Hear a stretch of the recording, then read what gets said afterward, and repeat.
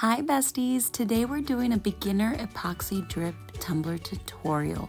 But before that, I want to welcome you guys to our YouTube channel, Misfit Makers Besties. Make sure you follow all our social media platforms so you know everything that's going on Misfit Makers. And make sure you click that subscribe button so you will be notified of any new tutorials. Check out our website and our Patreon. Okay, so this design we did a few weeks ago in the Besties Patreon, but today I want to add a little drip. I'm going to be using Fast Set by CCDIY, some nice and thick, some pop of color in the blue bonnet, and some micas. I do change my glitter later on, so that's why I didn't name it. So I'm going to start by having 20 mLs of Fast Set epoxy. If you are a beginner, I recommend you using regular setting epoxy.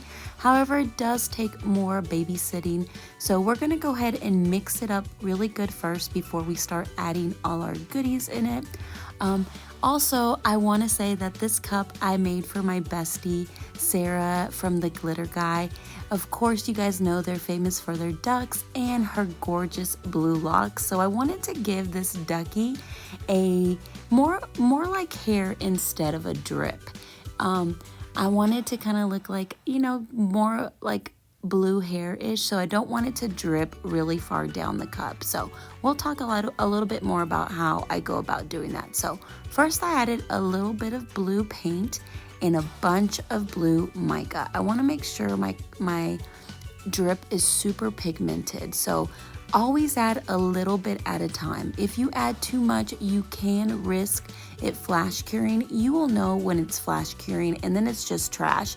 It goes from like liquid to very, very hard in like a split second. So it's okay if it happens. It happens to all of us. It's happened to me a few times and it sucks. So as I told you guys, I changed my glitter color. I'm using Resting Beach Face from the Glitter Guys Cancun collection. I'm adding a bunch of it. You'll see that I add more and more. I want to make sure it's nice and sparkly. So I go ahead and mix every little ingredient one at a time. I don't just dump everything in there. I mix a little bit, like you saw, of my micas, of my paint, and of glitter, and then I mix. I was trying to show you guys the consistency in the glitter, and I was like, it needs more. So I'm gonna dip into my glitter jar and put some more in. Again, I would try using like really flashy glitter. That way you can see it, especially through darker drips. Again, you're gonna have to babysit it. You're gonna have to be mixing it. You can sit it down for a minute or two, then come back to it and mix it some more.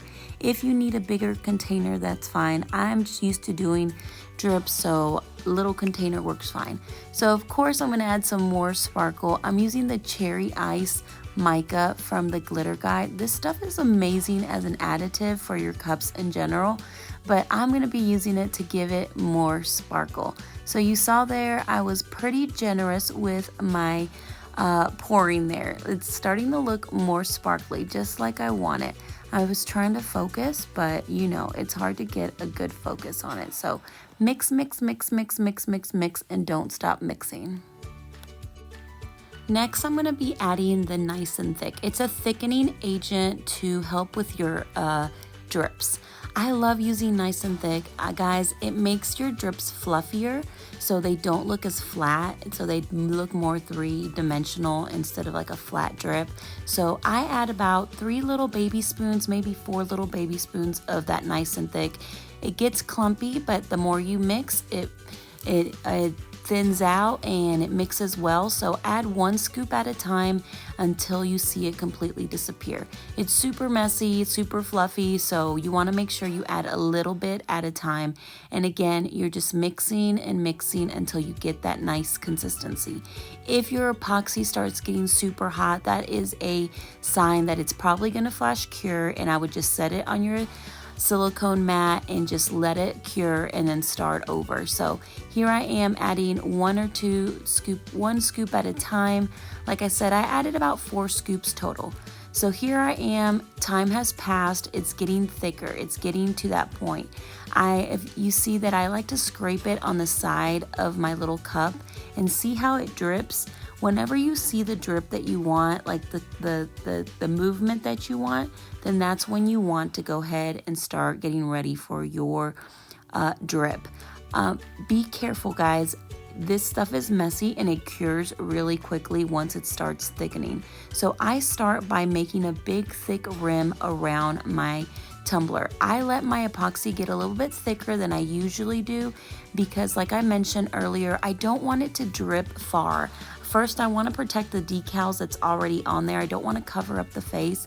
And second, I was going more for a hair kind of drip instead of like a real drip. So, but you play around with it. One recommendation that I make, or a suggestion that I make, is that you practice on like strip cups or practice on a solo cup. Actually, not a solo cup, it's gonna melt. Or like on a glass wine tumbler, something that you can throw away if it doesn't work out. So practice makes progress. Another thing that you see me doing is that sometimes the epoxy thins out at the top. So I like to go back and do a thin line around the top rim because it starts to thin and then gets a little translucent. Another thing you want to have on hand is some alcohol with some paper towels. That way you can clean up any messes that you get on your tumbler. And if a drip gets away from you, you can also clean it up with an alcohol soaked rag. Don't worry about your epoxy getting inside your tumbler because you can always clean it up and trim it up with an X-Acto knife after it cures. Another way that you can get your drip to kind of move a little bit better is apply a little heat with your heat gun. By a little, I mean a little. Don't go crazy. Don't burn your epoxy or don't flash cure it quicker than it needs to cure.